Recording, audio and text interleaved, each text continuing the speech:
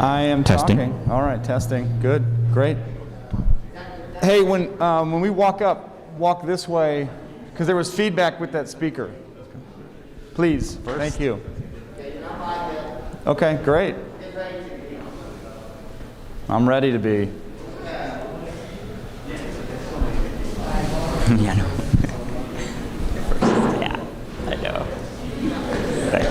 All right. 3, 2, 1. All right, good morning. My name is Grant Hoffman. I'm the director of the UC Venture Lab. And what you're going to see today in our pre-accelerator graduation is the early stage piece of our teams learning more about what they've got, who's interested in working with them, the kind of things they've learned in our process about framing up a business model, working on value proposition, working on talking to customers, and they're going to talk to you about all of their experiences today. An important note for today is that this is the first cohort that has come back in person, which was a tremendous lift for us, and we're excited to have everybody back and in person, because the engagement that we have when we have teams hearing from other people and being able to walk over and speak with them after the class is over it's just a richer experience for our teams to be able to walk and talk to folks instead of having to worry about scheduling time on their calendar remotely. So I'm glad to have everybody back in person, and we will continue to run this program as such as long as we have the latitude under the pandemic to do so. Importantly, during the pandemic, we continued this program. As you know, we are now over 185 teams graduated from this early stage program since we launched it in 2018. We have continued to launch startups throughout the pandemic and are now sitting at 64 launched companies that have come out of our early stage program into our accelerator that Dave Zellen runs. And I'm just excited that we have continued to be able to produce pipeline and to be able to help support teams in our region. So I won't say much more. I'd love for our first team to come up and present to you. They're going to talk to you about a new spin on last mile delivery in places that don't have addresses. So I don't mean to take your thunder from you, but please come on up. Appreciate it. Thank you so much. Hello, hello. How are you guys? I'm very excited to be here. My name is Shem Nyachio, and born and raised in Kenya, and I'm going to be presenting to you a system that my team and I have been developing, the digital address system.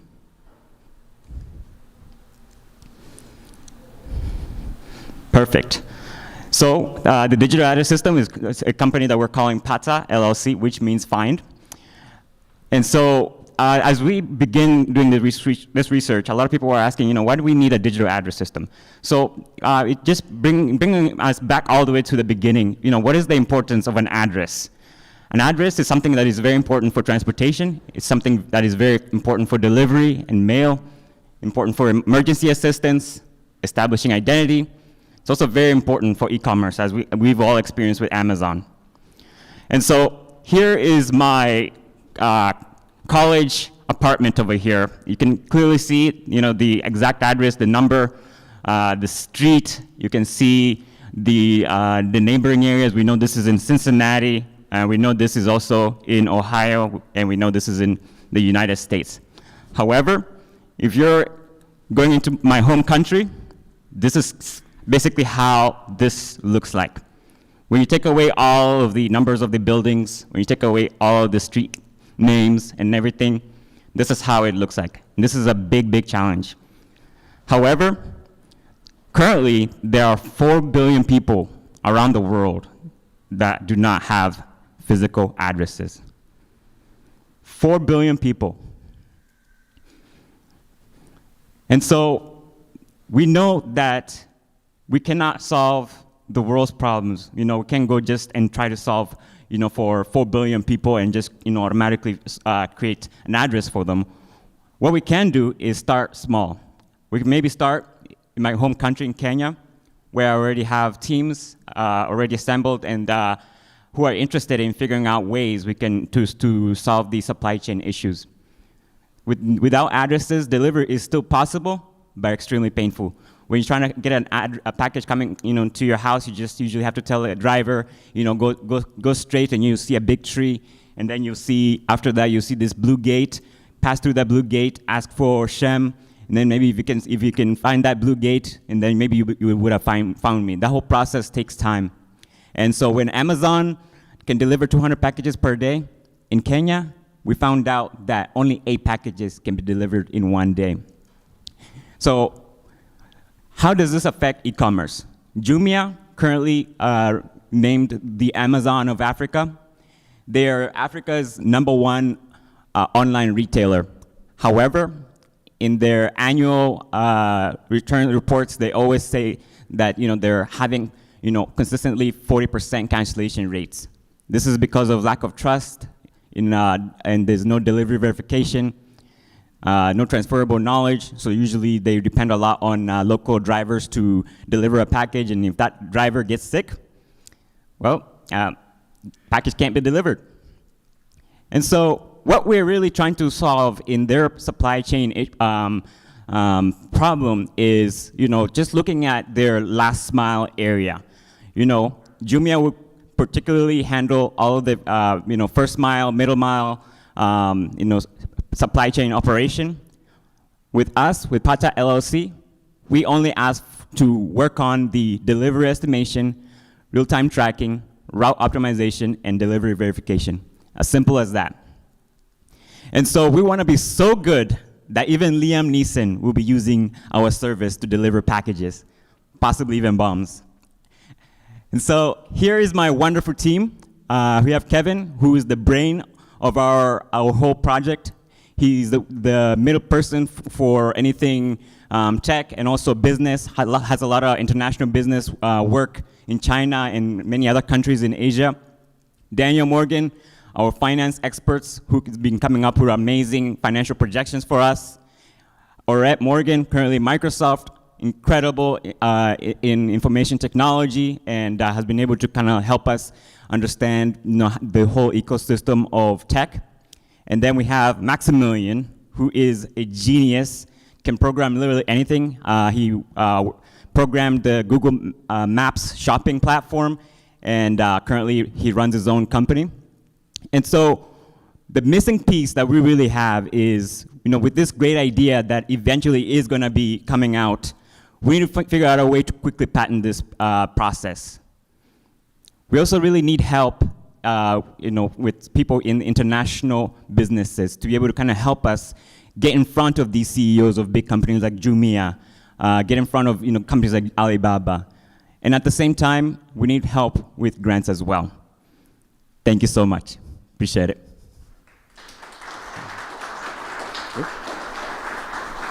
All right, don't go anywhere. Come on back. Come on back. So the way this normally works in person is we allow the crowd to ask a question if they'd like to. And if they don't, then you get me asking you a question. Great, yeah. So does anybody in the audience have a question that would like to ask? We can run you a microphone real quick. There's a microphone right behind you. Yeah, I just wondered, when you say digital address, are we talking about like a GPS coordinate or something? I wondered what exactly digital address is. Yes, yes. Simply just attack GPS coordinates and in much more high level, similar to how we use Uber. When we use Uber, we don't always have to just put our address. We can just say I'm at this Starbucks, and then you can pin drop that particular location. So more so with the pin system, that's what we're aiming for too. And I guess the nice part about that is even on Uber, you can adjust your location over time. So if the package is taking a little more time, you might be able to update exactly. your pin. Yeah. Imagine if you were in Central Park and you wanted your coffee delivered to you.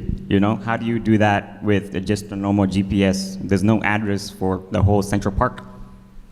Cool. So, great. yeah. Thank you. Cool. Nice job. Thanks so much. I'll take the clicker. All right, there you go. Thank you. Keisha, come on down. I feel like if I could get one of those tall, I make this joke every time, apologies to anybody who's heard it before, but if I could get one of those real thin Bob Barker style microphones, I really think that would elevate the experience for people. All right, here's the clicker.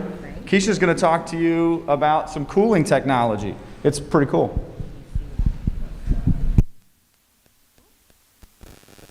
Good morning, everyone. I am the creator of Cool Comforts. And the problem that I am trying to address is the symptoms that comes along with vaginitis. And what typically happens is when women are experiencing vaginitis, when women are experiencing vaginitis, there's no instant relief option. Medications could take, 5 to 10 days to work, and sometimes if the condition is severe, it could take up to 14 days. And currently, the things that are offered over the counter are only addressing one symptom, which is the itching. So vaginitis can be debilitating for women, impacting their ability to work, impacting their ability to be parents, and in their intimate relationships. So what we are trying to do and what we are going to do is we have created a feminine apparatus, and we are going to provide relief. We're going to give comfort, and we're going to relieve those symptoms. We're going to do it instantly. You're going to receive instant results, and we're also going to give the women an opportunity to be flexible. Because right now when you're having vaginitis, most women don't have the energy. They want to stay home. They're not feeling well, etc. So this product is going to give them the ability to be flexible. This is the solution. Cool Comforts. We have the V-Pod and the Easy Traveler. The V-Pod is contoured to the women's female apparatus. It'll be nice, comfortable, soft, flexible. And then the carrier will provide the women the instant cooling that is needed so that the women can actually apply the V-Pod to themselves. Currently, we have 2.9 billion women across the world who experience vaginitis. Of that number, 138 million are chronic sufferers. Of the 138 million, there are 9 million chronic sufferers here in the United States alone. In that 9 million, those women spent $317 million in over-the-counter products. The 138 million is expected to grow to 158 million in the next 9 years, which is an increase of about 15.5%. Additionally, there are 23 million chronic sufferers in India and 29 million chronic sufferers in China. So if we obtain success here in the US, it would be nice to be able to transition into those additional markets. So what we're going to do, we're going to fill a gap in the market. And that gap is we're going to provide the comfort for the burning and the swelling, as well as the itching. Products on the left-hand side of the screen will actually cure the infection. The products on the right-hand side of the screen only address itching. So the benefits of this product is we're going to address them all, itching, burning, and swelling. Once a woman uses this product, she's gonna move on about her day, be able to interact with her kids, close power meetings at work, and go on intimate dates. The business model that we're considering at this time are retail, online, and subscription. We would like an expert who could assist us with identifying the model or models that is best for this product. And currently, we have a patent pending. The prototype is already developed and operational. The next step is we're gonna need some limited manufacturing to produce some additional products so that we could then partner with women's clinics and have participants try the product out. In the process of that, we'll also get into some consumer research. We'll go back to revisit the design based on the women's feedback. And with regard to the FDA, we have already used FDA-approved products, but according to one of the experts on the team, they don't believe that we will need to have FDA approval based on where this product will sit on the anatomy. Here's the team. Myself, Dr. Keisha Williams. I have 15 years of leadership experience and 17 years of research experience. We have Dr. Dillinger, who has over 20 years of OBGYN experience, and then we have Jack Falk, who has 30 years of engineering experience and 24 years of product development experience. So we are asking for an EIR to assist us through the process, through this project. We're seeking an investor partner. We would like someone that has business expertise, and we are also seeking an SBIR grant writer. At the end of the day, I would hope that you all see that this is a very chronic issue for women across the world, not only here in the United States, but I'm an everyday woman who cares about everyday women, and I ask that you all will join me in changing the feminine care landscape.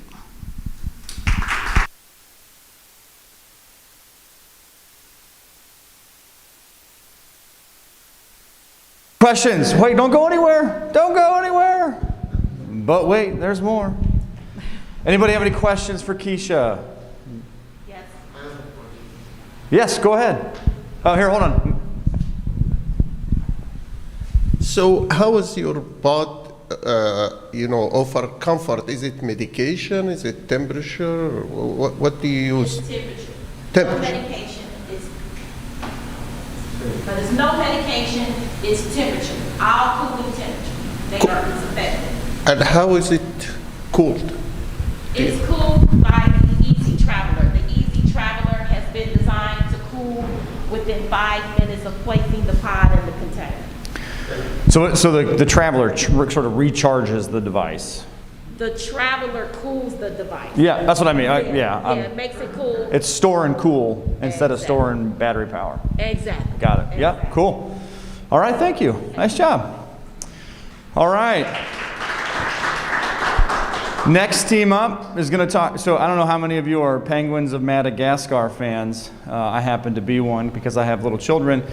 There's a great joke about the wind being the secret group that solves everyone's problems, and nobody breaks the wind. So talk to us about this secret wind that you know about.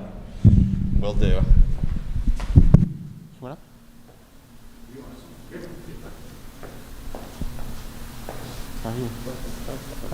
I was just do the whole thing. Yep. Oh, that's me. All right. Well, I just wanted to come before you guys today and give you a little insight on a little something that's going to be happening in the future, because drone deliveries are inevitable. They're efficient, more efficient than using vans, and before you know it, there'll be drones flying everywhere. And drones are loud, at least the drones that are coming out right now, and they actually emit the same sound pressure level at a moderate distance as a lawnmower. So if you can imagine, we will have a bunch of mini lawnmowers flying around, and you will get no escape from the noise and the annoyance that comes from that. Even if you go to a remote cabin in the woods, you will encounter noise from drones flying over, not to go to your house, but maybe houses surrounding yours. And I don't really like that. And this is the current solution right now, is we just kind of escape the noise and try not be annoyed by it. And that doesn't really sit well with us. So what we're doing is we're offering a better solution. Right now, this is the photograph on the left is the state-of-the-art ionic wind propelled drone. And so Silent Wings is going to do what that drone does and utilize ionic wind to silently fly through the air. And then we can use that to deliver packages and then not be annoying, essentially. And like we said, it's quiet. And what Silent Wings is also going to have is a grounded power source to increase the range of deliveries, and then also have an optimized wing to further increase that range.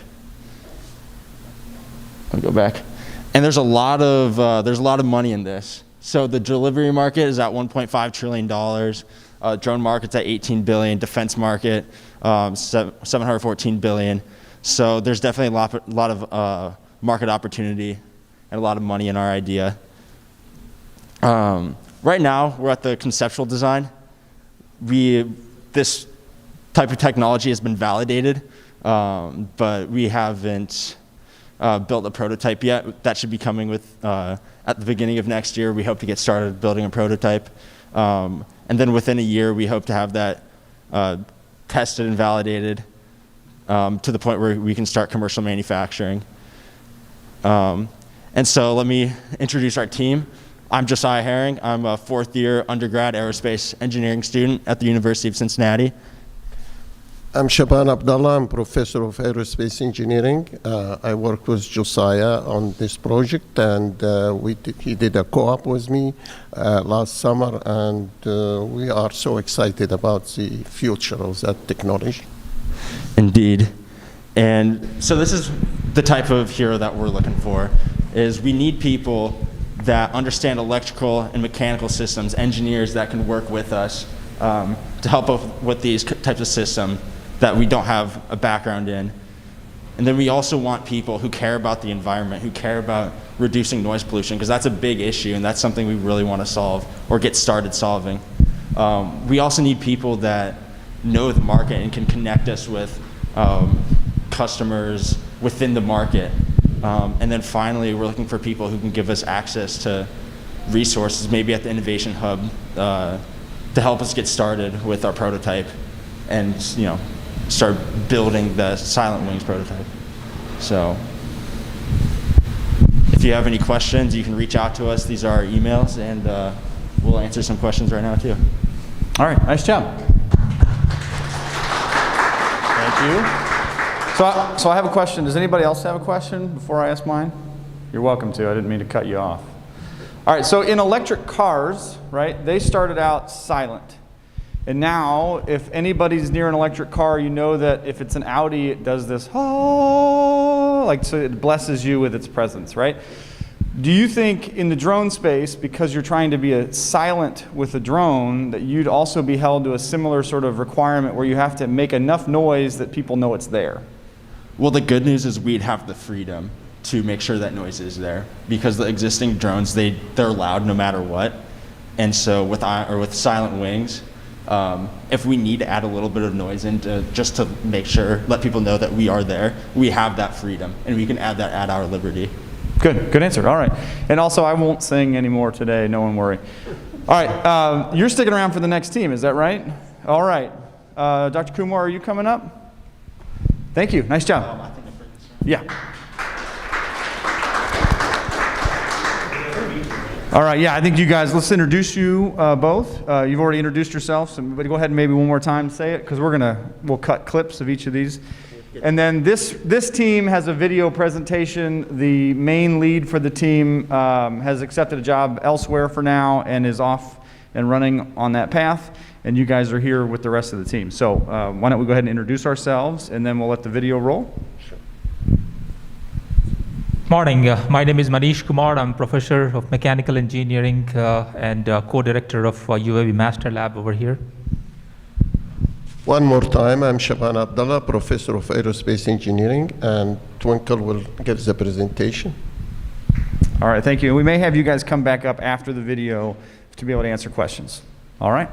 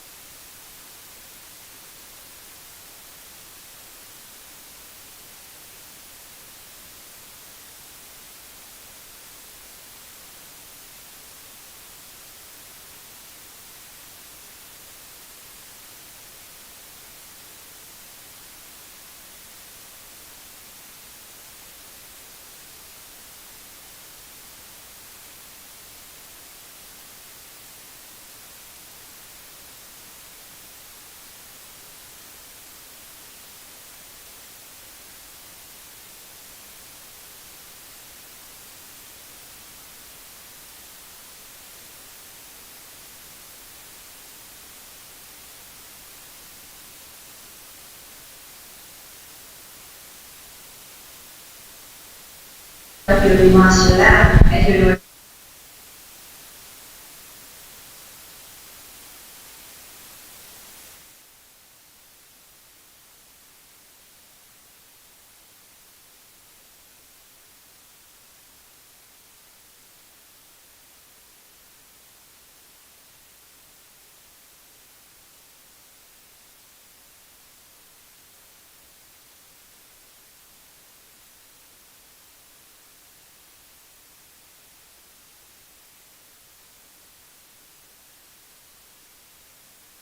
You by connecting with us or connecting us to the right resources. We would love to connect with anyone who is interested in knowing more about the service and product. Please feel free to reach out to us on the provided email ID. Thank you for your patience and time. All right. Nice job, Twinkle. All right, gentlemen, thank you for coming back up. Does anybody in the room have a question for this team? Anybody? Oh, yeah, go ahead. Hold on 2 seconds. I'll come to you. This is kind of a question you can't answer at this stage, but I was wondering if you had an idea of how much these drones might cost compared to other drones that are being used to deliver things over a shorter distance. Like, is a magnitude twice as much, 3 times as much, less, that type of thing. Thank you. So we don't expect the cost to be that much higher because the components are pretty much the same. It's additionally what we have is a few more motors which don't cost, so it won't be twice, it will be a little bit higher but not as much. All right, great. Anybody else? I imagine the solar panels on the top of, what would end up being the top of the wing, presumably that's going to extend your battery life. Do you have any experience with that yet, or is that sort of a new idea you guys are working on in the lab? No, there is development in the market where they use solar panels on spy UAVs. So we're going to just follow what's in Got it. All right. We won't tell anybody. Thank you. Thanks, guys. Thank you. All right. Next up,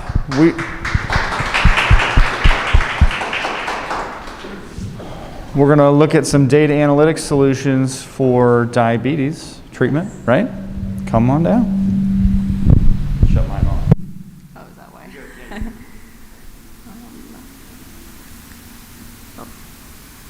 Is it supposed to just roll over? Oh, okay.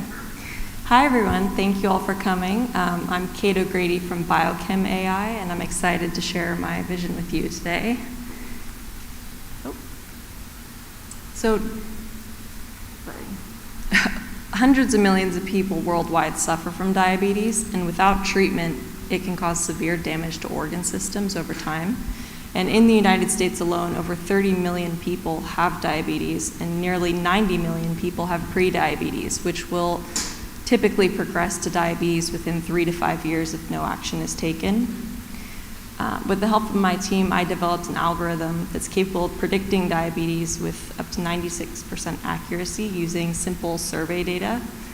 You can see in this figure some of the questions that are asked. It's typically just age, gender, whether you've had increased thirst, recent weight loss, any irritability, and other relevant symptoms such as those.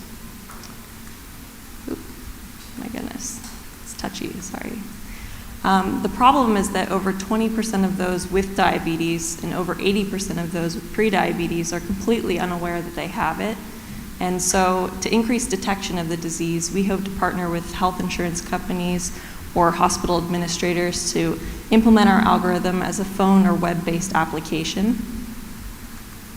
And this would be a pre-screening tool that you get follow-up testing to confirm the diagnosis. Typical diabetes detection involves the use of serum hemoglobin A1C testing starting at age 45 and every 3 years after that.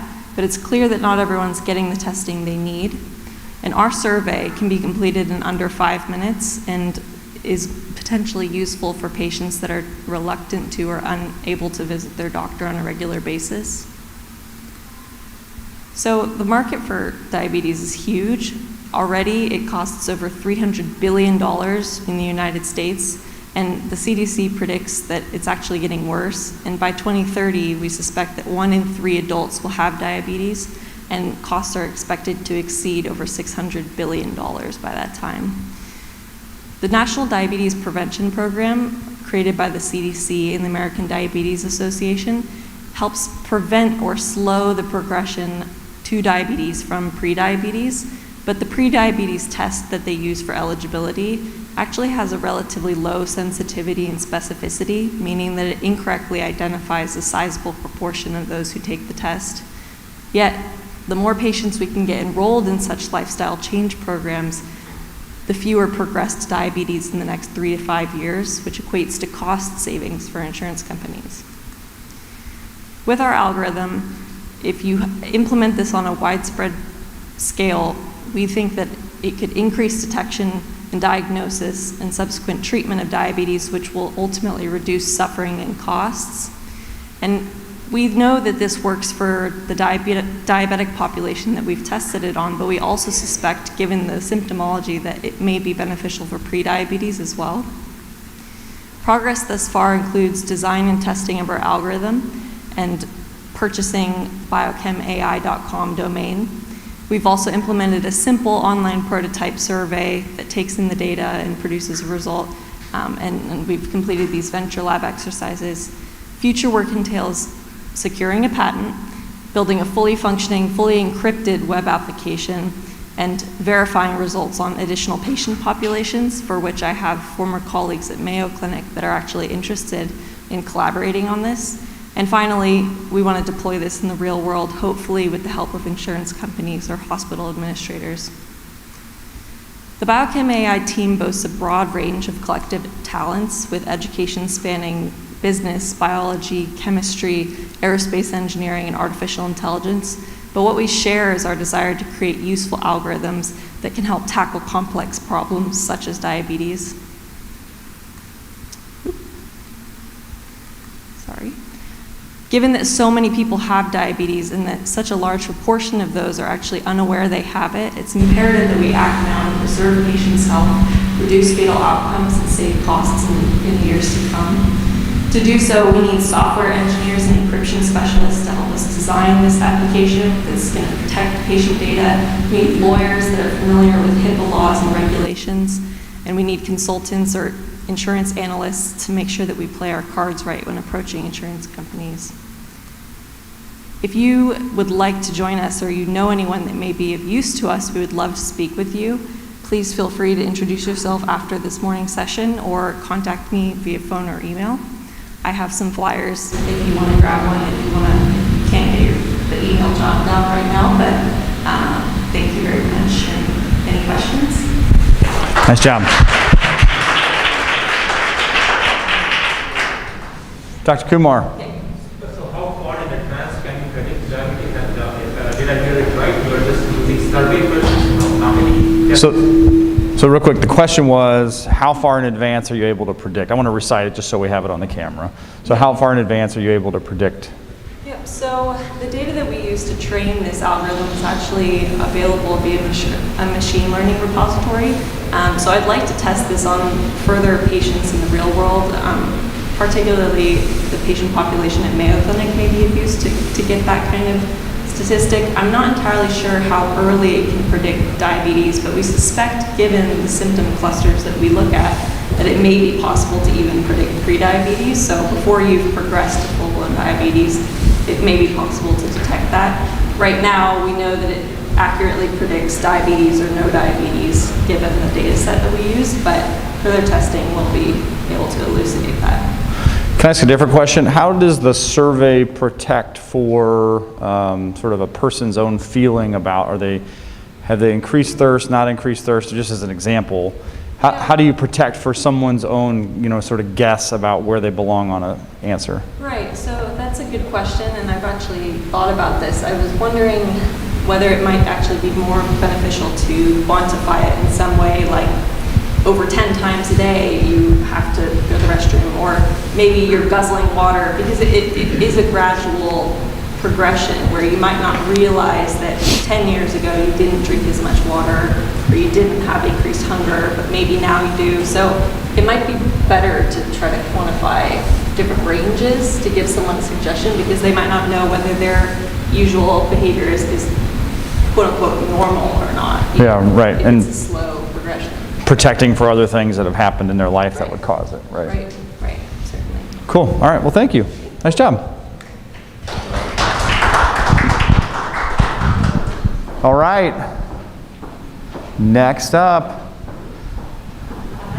we got our second ever microbubble team. So I'm excited to have you here talking about your treatment plan. Come on in. Here, step in the middle. That way you're on camera, and I'll slide off. Hi there. My name is Cassie Hooker. I'm representing Necklace, the localized pain relief delivery system. I am a graduate student and a clinical researcher with the University of Cincinnati, and I work in oral surgery. And also this is another work of Dr. Shaban Abdallah as well. So we've been working on this idea. So each day, surgeons have a tough choice to make. Approximately 5 million patients undergo wisdom tooth extraction done by oral surgeons in the US. The solution for pain following these oral surgery procedures are prescribing highly addictive opioid pain medications. The alternatives to the opioids are less effective over-the-counter medications like ibuprofen or Tylenol. And patients need a safe and effective alternative to opioid prescriptions. So what if there was a controlled alternative that was long-lasting, effective, and targeted following the procedure directly into the surgical site? That's what we are presenting with Necklace. We have a concept for a localized pain relief delivery system using dissolvable microbubble technology directly at the site of pain. Due to patent information, I had to skip through that slide. So this concept that we have, this idea that we have, and where we would fit in the market is a pain management therapeutic. The market is $107 billion currently in the US, with a 4.3% growth by 2030, and the largest market here in North America, with growth also expected in Asia. We have a proposed timeline. So the concept for this idea came about in 2019 by my boss, Dr. Christian, as well as Dr. Abdallah. So we're looking to organize a design team, draft prototypes, proof of concept, and then begin FDA filing. And hopefully with the use of already FDA-approved products, we will be able to have some type of approval by December 2025. Cool. So what we're looking for, specifically within the industry, we're looking for subject matter experts in pharmacokinetics as well as drug development, bioengineering specialists, as well as those with medical device prototyping experience, or patent and regulatory knowledge for filings with the FDA. Using Necklace could be an alternative to let the surgeons control this pain, relieve the symptoms of their patients without worrying about where the opioids that they put in the hands of their patients are going. So, thank you.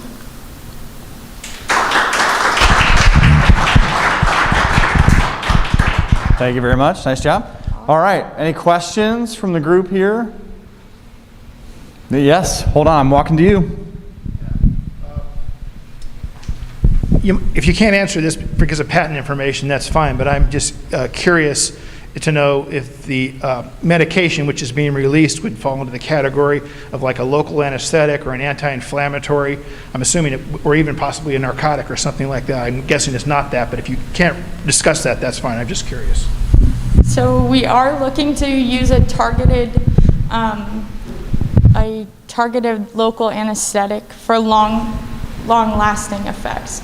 Now, we're looking for an expert in pharmacokinetics who could help us with this specific design for the dissolvable and biocompatible bubbles specifically. It's like hyper-local delivery of a local anesthetic. That's right. Yeah, cool. All right, thank you. Nice job. Thanks. I'll take that. Thank you. All right, come on down. Paul, welcome back to the stage. You may recognize Paul from a previous presentation. Here's the clicker for you, sir. Okay. Have at it. Okay, thank you. Good morning, everyone. I am Paul Lee, a founder and CEO of Innomatter Device. We design and manufacture next-generation microfluidic medical devices for biomedical and biological applications. We have 2 products. Let me show you one of them today. Welcome to my company, Innomatter Device. Guess what? You can get more and cheaper medications at CVS or Kroger Pharmacy. But how? A friend of mine has a baby, Ian. He usually eats and plays well. But one day he became sick because of diarrhea. So pharmaceutical companies should develop some medications to treat his stomach ache. How many babies are suffering or dying without these medications from the companies? Here's a current drug development process. It's time-consuming and very expensive. Pharmaceutical companies have to pay this amount, and Ian must wait for his medications until he will be a teenager due to the long development process. And there is a bottleneck, the preclinical phase. So current preclinical models fails to predict human relevant data in drug discovery. This is the major pain point of this process. Here's our solution. Combining human organoids, the living human tissue, with our microfluidic tools, we can generate a new preclinical testing device. With this solution, you don't need animal testing, and you can predict human relevant data, and you can save your time and money, and you can even have high precision and low toxicity. Our new model, our new device provides a faster and cheaper and better human relevant data in drug development. So you can have more and cheaper medications at CVS or Kroger Pharmacy through our device. This is the value of our platform. What is the market opportunity? The TAM is global drug discovery outsourcing market, $25 billion. It's a huge market. And the same as global preclinical market. Our target audience is global organs on chips market. It's a fast-growing market due to the high annual growth rate. There are several competitive players in the market. The products from these companies are less human relevant and expensive. But in this market, our products more human relevant and cost effective. So what are the next steps of our solution? We have done this so far, especially the partnership with the Children's Hospital. We are going to manufacture the prototypes of the devices and optimize them. To do this, we need a lab space and more employees. We are going to evaluate the effectiveness of the platforms and collect some preclinical data. We need some instrument and facilities for this. And we are trying to file the patent and then submit the SBI grant proposals, as well as we are going to do the FDA regulatory requirements. So we need a specialist for patents and FDA requirements. So I'm going to ask EIR partner for our next steps. Here's our team. Me and my co-founder, Myung, we design and manufacture the prototypes of the devices. As I mentioned, I'm trying to hire more employees, engineers for the project. And we have a research partner, Wells Group at Children's Hospital, and we also are collaborating with UC Venture Lab. Here's my company's website and contact information for you. Please get more and cheaper medications at CVS or Kroger Pharmacy through our device. Thank you for listening. Any questions? All right. Thank you. Any questions? Yes, Dr. Abdallah, hold on, I'll bring you a microphone. Okay. How is the test is performed? What do you take from the patient, or what do you get from the medication?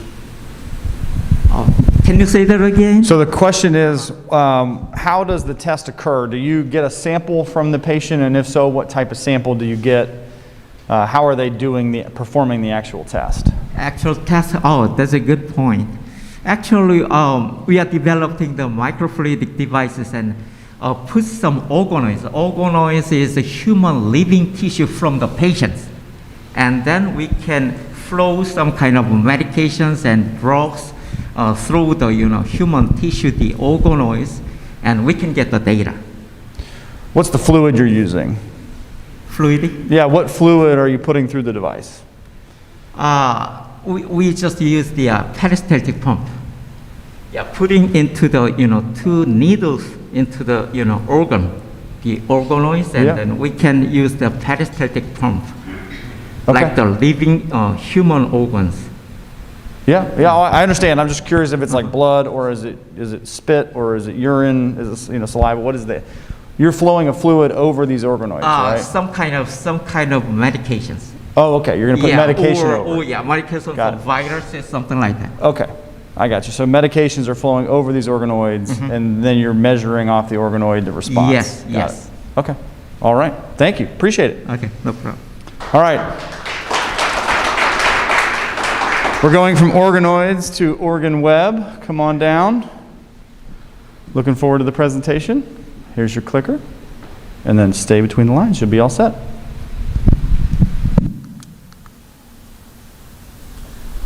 Good morning, everyone. My name is Christopher Ely, and I'm the founder of OrganWeb MedTech. Before I begin, I just want to give you guys some background as to why I'm doing what I'm doing. So in 2016, a member of my family died on the organ transplant waiting list. And ever since, I've been doing some research, looking around, seeing where I might be able to innovate within this industry. And I'm very excited to share with you all the innovation that I've come up with. Imagine you are working for an organ procurement organization. There's an organ that needs to get across the country to a patient. It's your job to figure out how to do this. You book that organ on a flight. Then tragedy strikes. That flight is canceled, that organ is wasted, and that patient dies because of it. This is happening to over 500 organs each year in the US, and people are dying.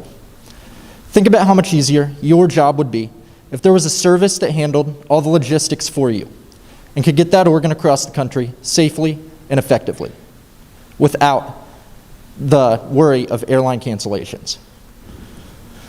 Some facts for you about organ transplant. 7,300 people in the US each year die on the organ transplant waiting list. That's 20 people per day. On average, the number of people who die on organ transplant waiting lists is approximately the same as the number of people, or the number of organs that are wasted each year. Of the almost 8,000 organ transport events that happen each year, 7% are affected negatively by logistics.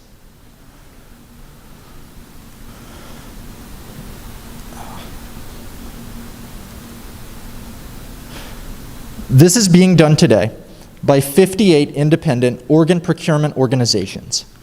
These organ procurement organizations lack an effective model for how they get organs across the country. They have no standardized method.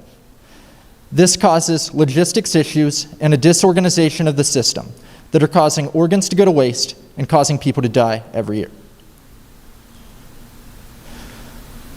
The biggest problems associated with the organ transport system are airline weather delays and flight cancellations. 2/3 of the organ waste can be attributed to this. 1/3 of the transport-related organ waste are related to ground couriers and the fact that many times they are late to pick up organs to take them to their destination. We see effective tracking issues in both air and land transport. These are happening today due to the fact that the medical system is very much focused on what to do with the organ once they get it, but they don't really think at all about how that organ is getting there. My solution is Organ Web MedTech. Organ Web MedTech will use both a technologically advanced application and logistics system. The Organ Web application will allow everyone in the transport process to stay connected via encrypted communication and GPS technology to track the organ every step of the way. The Organ Web logistics system will utilize a hybrid model, both using UAV technology and a ground-based emergency transport system. This system solves both of the major problems we see in today's organ transport system. The current big competition are 58 small individual nonprofits, the OPOs. They have no standardized processes and haphazard logistics systems.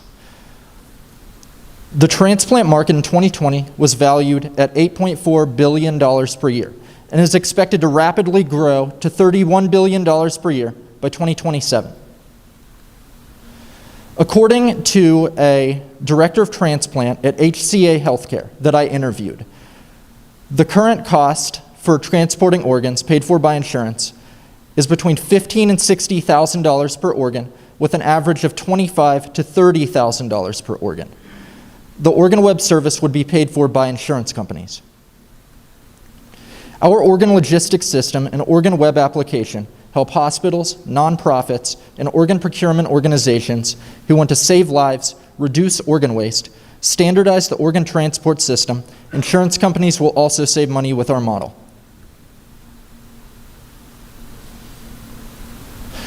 To continue development of Organ Web, I need access to app developers, intellectual property protection, a business mentor or partner with a funding background, and connections within the medical, transportation, emergency services, or insurance industries.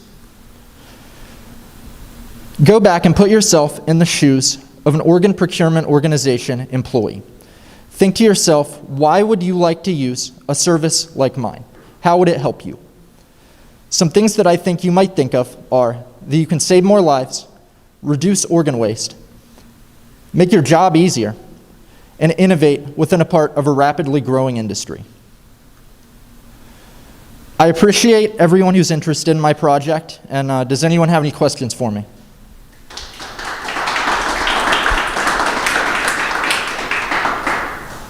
All right, I'm coming. Sorry, I was making a note. You're good. Yes, Dr. Abdallah has a question. I'm going to slide behind you, hand him the microphone. I think packaging and maintaining the organ temperature could be also a source of waste. So do you have any plans for that? Okay, so I believe that my system could be cheaper than what's being used currently today. And so there's currently two different main ways that they essentially keep the organs preserved. And one is much more effective, but also much more expensive than the other. So if I can reduce costs of transport, maybe that will allow them to utilize the more expensive, but much more effective option. All right, anybody else?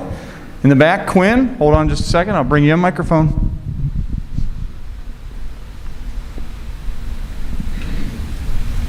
So is your value proposition to optimize the transportation of all 58, or are you attempting to put a network together where they're going to share information and access to these organs?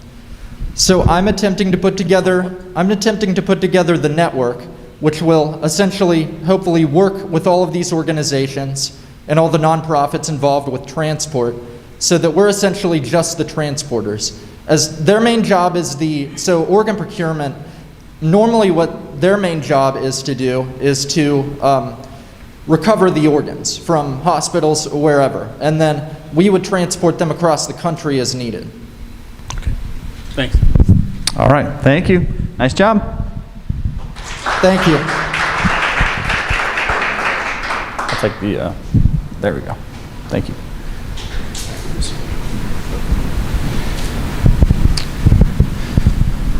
All right, just a few left here. We got a software development solution here for you guys. And with that, I'll let you introduce yourself. Go ahead.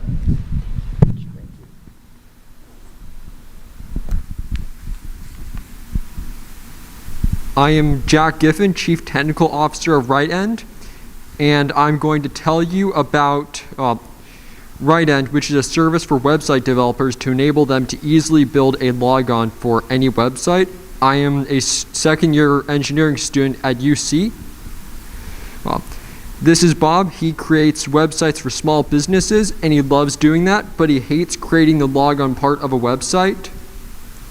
Bob hates creating logons because the current three options for creating a logon are either painful or expensive, as you will see. Bob hates the do-it-yourself option because it requires a database, which is always complicated to set up and takes a long time, and if he gets it wrong, the whole thing will be insecure and get hacked. If he ever gets it right, he will have the added burden of maintenance. Spoiler alert, RightEnd will solve all of these problems for Bob. Believe it or not, sign in with Facebook, Google, and the rest are just as difficult for Bob to set up as the do-it-yourself option, all because of that complicated database. Spoiler alert, RightEnd will allow Bob to easily add existing logon services. Yes, Bob could pay someone else to create a logon system and database for him, but it is expensive to set up and it is expensive to maintain. If Bob used such a service, it would prevent him from being competitive among website developers because his costs would skyrocket. Spoiler alert, RightEnd will cost 1/5 to 1/10 as much.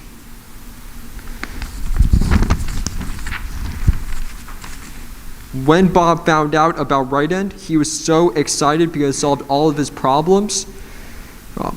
It is quick and free to set up. It is easy to add sign with Facebook, Google, and all the rest with a few clicks of his mouse. There is zero maintenance hassle for Bob, and Bob passes the maintenance cost, which is very low, on to his customers, who are relieved to get such a great deal compared to the high cost of existing services. And of course, it will be secure.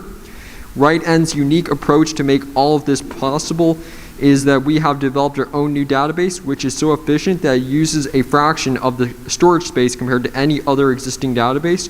Our code will not be open source. Our code will be open source. And the two things that you need to know about open source are that Bob will trust it, which is a big deal, and it will deter competitors and copycats. Why has no one thought of this before? We believe that it is because no one thought of our new highly efficient database and no one dared to monetize it through open source. Right also plans to become the go-to cloud storage. We will provide logon services to mobile app developers, and eventually we will allow end users to store their credit cards on Right which will make every website as easy to shop on as Amazon, and we will take a piece of each and every transaction. Speaking of end users, you will love Right too. With Right you will finally have a single logon for all of the websites that use Right You will then be able to manage all of your website logons from a single easy location, and you will trust Right with your information because Right will set the standard for privacy. We have already created the revolutionary database as well as most of the website. But we still need to do a few things before we launch. System architecture is a fancy word for the scaffolding that enables the software to do its job. We do not have experience with system architecture, so we seek someone to guide us with this. Open source licensing agreements are important to our business model, but we have no legal background. We seek legal counsel to prevent us from making early mistakes with regard to developing a monetized open source project. Marketing to freelance developers like Bob is notoriously difficult because they are skeptical of advertising and will never even click on Google Ads. We seek help in reaching them.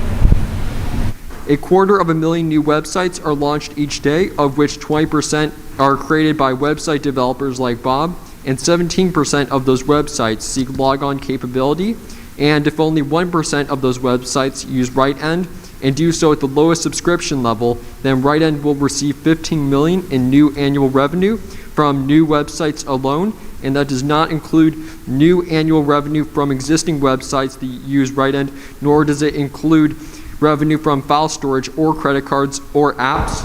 So Right potential is quite extraordinary. Thank you. I will be happy to answer any questions. All right.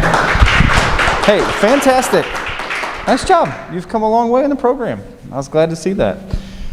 So we have a question. Dave and I were chatting while you were presenting. Have you been able to implement any piece of this yet? I know you do some development work. So have you been able to implement something like this, or is there still pieces that have to be developed before you'd be able to deploy it somewhere? Yes. The alpha version of Right has not been released yet, but it will hopefully be released soon, within the next month or two. Okay, fantastic. Anybody else have a question? All right, nice job, Jack. Thank you. All right, next up, we have a video that won't have any additional in-person support. But what's interesting about this video, this team came out of an event that FIS supported, where they opened up this hackathon-style event to any student anywhere. And this team is actually a University of Chicago and University of Wisconsin combined team that met in the event to try and bring this product idea forward. And then they came through our program here to see if they could build some case for it. And so what you're going to see in this video is the result of that work.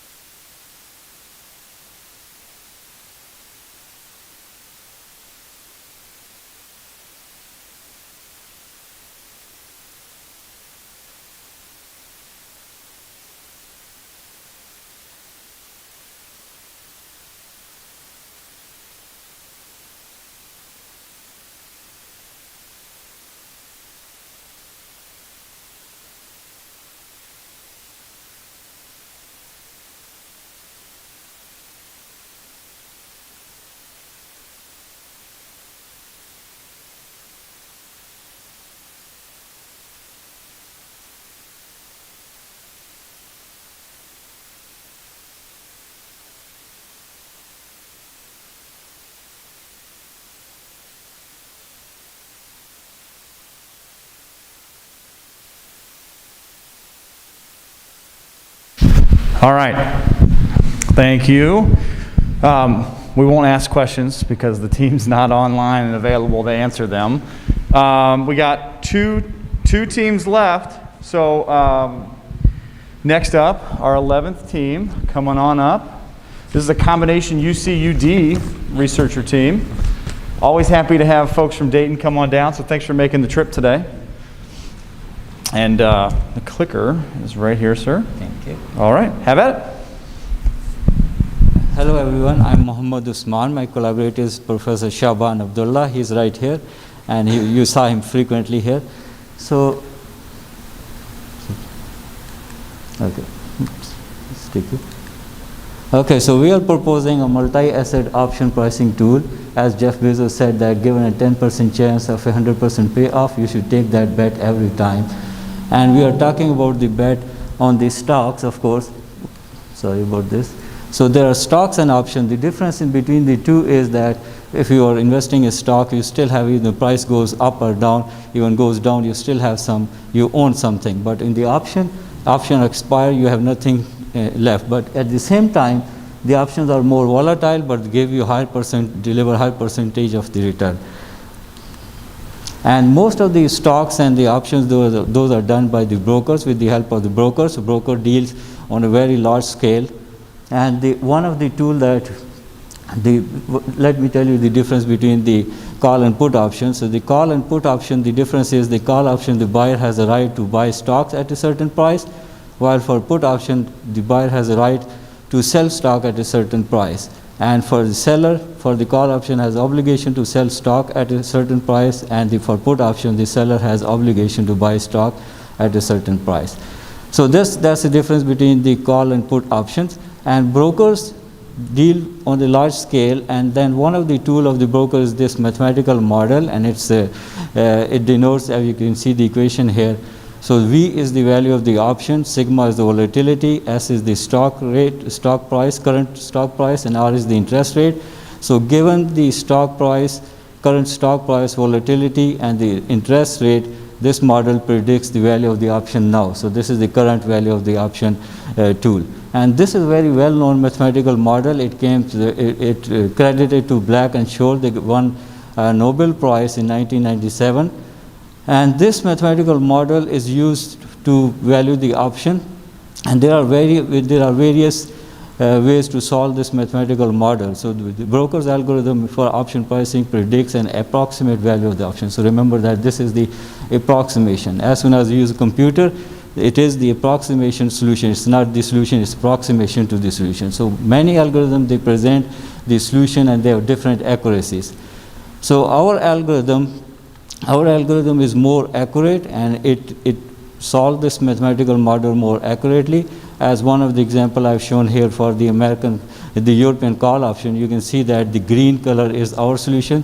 The red one is the benchmark solution. The algorithms, they are just like Monte Carlo simulations and also binomial options. So we compare with one of the benchmarking solution, and as you can see that we have a lower error. So the vertical axis on this one here is the error, and you can see that this is a lower error and this is a stock price.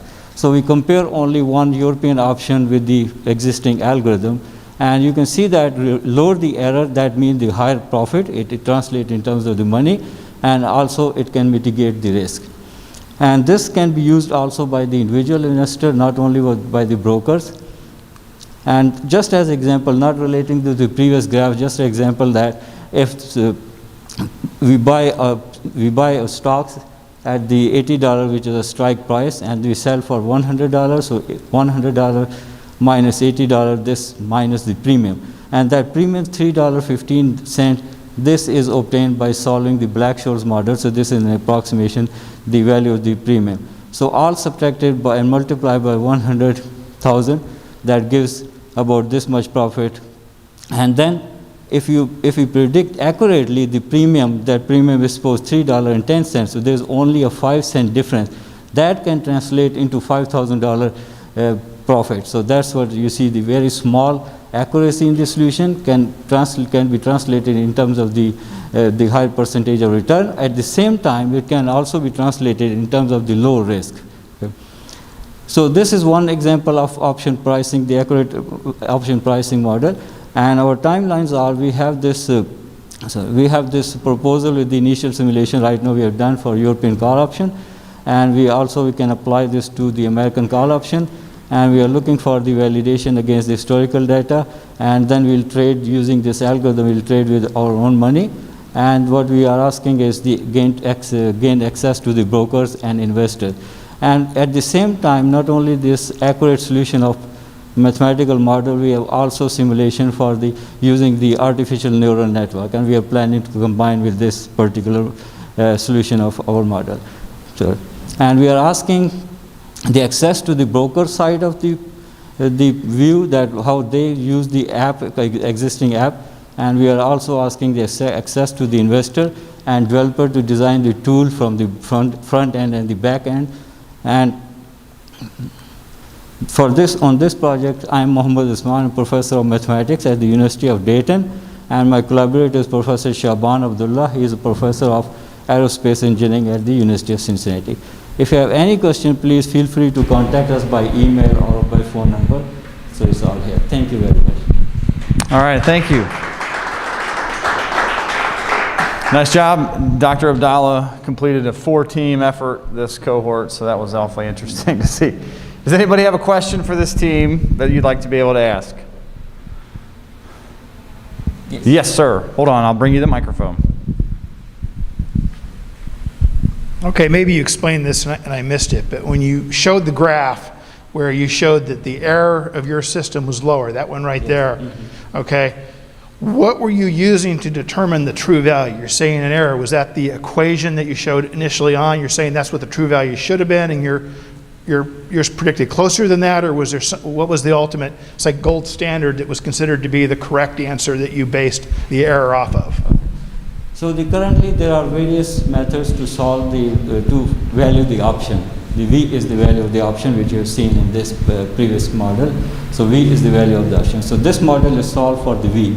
And the existing models are Monte Carlo simulation, which is a very standard method. It's academically and also used in the industry.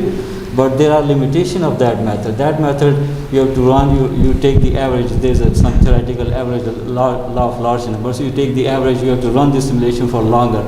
If you run for 1 million, you get about 3-digit accuracy. If you run longer, then the confidence interval shrinks. So there are negative of that. So what we use is we use the Black-Scholes formula, because that's the exact solution. That's the exact solution. There's no solution for the American option, but that's the exact solution, and it's MATLAB built-in function. So that's what we compare with our solution, which is right here. Oops, sorry. So that's what we use, the exact solution versus our approximation. So our approximation gives, and remember that even the exact solution, that also have some approximation in there, because the way you integrate. So that. I hope it clarifies. All right. Yeah, I think that you lost me on that, but it's mostly because I don't live in the mathematic world anymore. But I think if you guys want to engage on that afterwards, there's plenty of coffee back there for you to do so. All right. Thank you. Thank you. We got one more. Sam, come on up. Here's the clicker. This team is interesting to us in that it is the first team that has ever gone through 2 programs at the same time. So they came through the Venture Lab Pre-Accelerator program, but they also most recently went through Flywheel's Sustainable Cincy program. And you're going to get to hear from Sam today about his technology for biochar. All right, good morning. Thank you everybody for being here. I get the coveted last position, so here we go. So I'm Sam Dunlap, and I'm here to tell you about my business, Carbon Harvest. Whoa, it is touchy. You may have heard something about a carbon problem we're having, and you may have heard that it's a global problem. I don't know about you, but when I hear about something that's a global problem, it makes me shut down a little bit. How do we tackle such a thing? As somebody with a passion and concern for the environment, my question became, what could I do about it locally? So we're Carbon Harvest, and we turn organic waste into soil improvement products that have a positive impact on climate change. And what I'd like to tell you about today is something called biochar. Biochar is charcoal that's made for the purpose of adding to the soil, or biological charcoal. It was used by indigenous peoples in the Amazon to keep tropical soils fertile for hundreds of years, which is no small feat. And it's an ancient technology with modern relevance. So biochar is created through a process called pyrolysis, in which the oils and gases that reside in wood are cleanly combusted, leaving behind the carbon structure. Carbon is the foundation of healthy soils. So instead of returning to the atmosphere, that carbon that is held in the biochar can be put to use restoring degraded soils. Part of the magic of biochar has to do with its highly porous and electrically charged structure, which makes it great for holding water and nutrients, and also as a home for beneficial soil life. So with some of those benefits in mind, let's talk about how the global problem of climate change plays out here locally in Cincinnati. Forgive me for the busyness of this slide, but it all demonstrates a point here. So high summer temperatures create an urban heat island effect, especially in low-income neighborhoods that tend to have fewer trees. And urban soils are hard on trees as it is, but combine that with high temperatures and trees suffer further, which leads to greater heat exposure. And so we get this kind of vicious heating cycle. Air quality becomes problematic. Droughts and floods become more frequent. Big rains can be destructive, and they can also overwhelm city infrastructure at a high economic and environmental cost.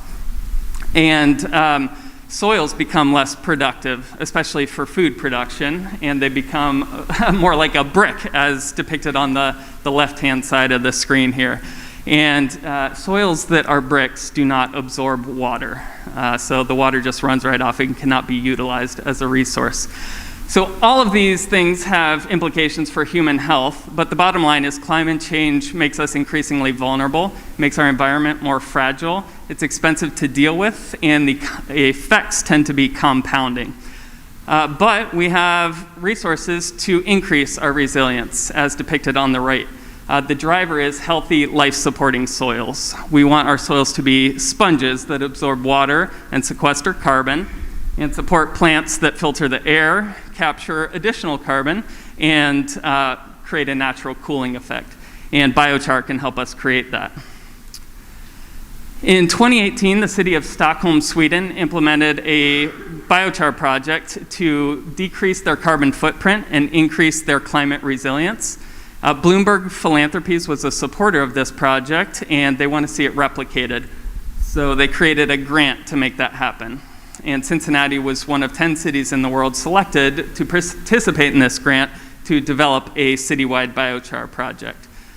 So here's what we came up with. The city of Cincinnati wants biochar.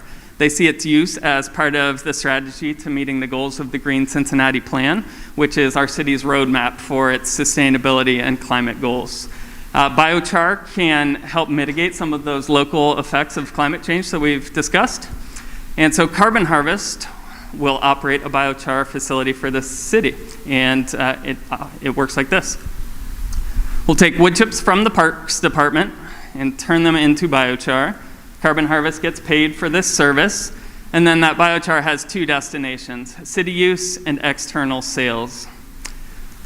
On the city use side, it'll be used to increase tree survival and stormwater retention and to improve soil health, bringing with it all of the benefits of that soil carbon sponge that I've already talked about. On the external sales side, we're targeting the compost, agriculture and horticulture and landscape supply industries. But as you can see from the chart here, there's other opportunities that warrant sales exploration.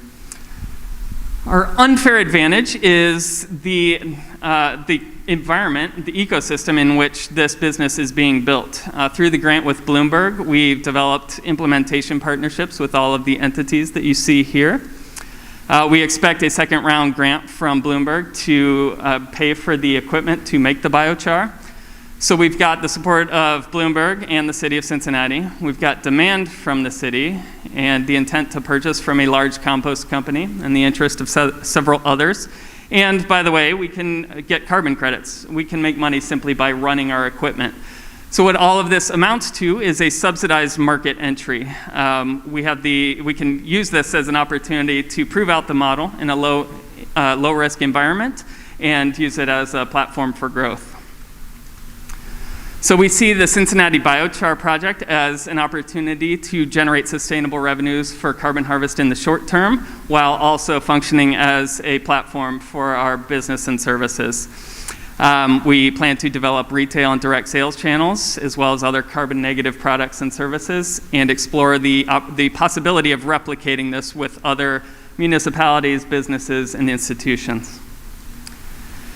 So we are on the road to creating an operational ecosystem here in Cincinnati. What I'm looking for is this: wholesale customers, folks with potential biochar applications, and connections in the ag, hort, and landscape supply industries. I'm also looking for pathways into communities beyond Cincinnati. We see that this could be replicated in other places and contexts, and so we want to explore relationships and opportunities to make that happen.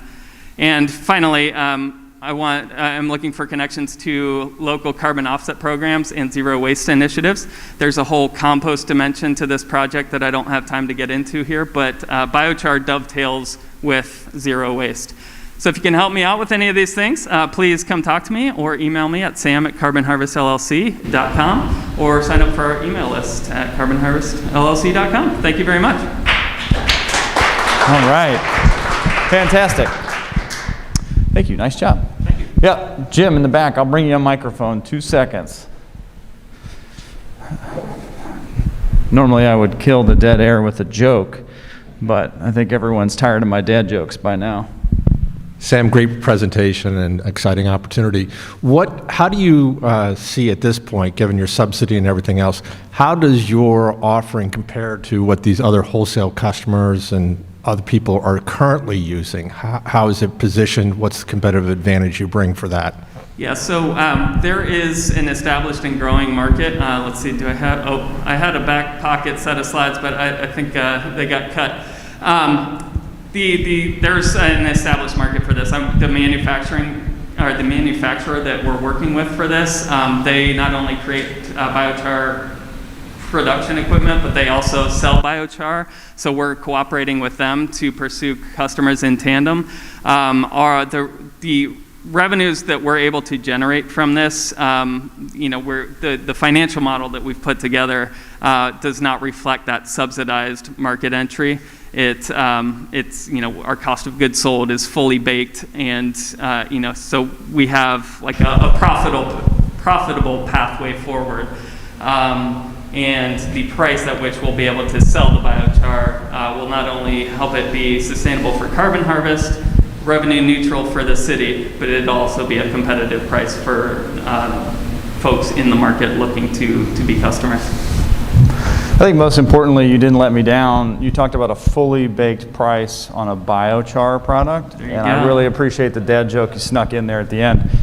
Dr. Abdallah, one more question. I'm sorry I didn't have you on my team. I think I'm the only one here. Sorry. Actually, pollution comes from CO2, and how do you use getting rid of CO2 and use it for your benefit? So the question is, I think, how does this capture CO2? How is this a carbon negative technology? I think is how I interpret that.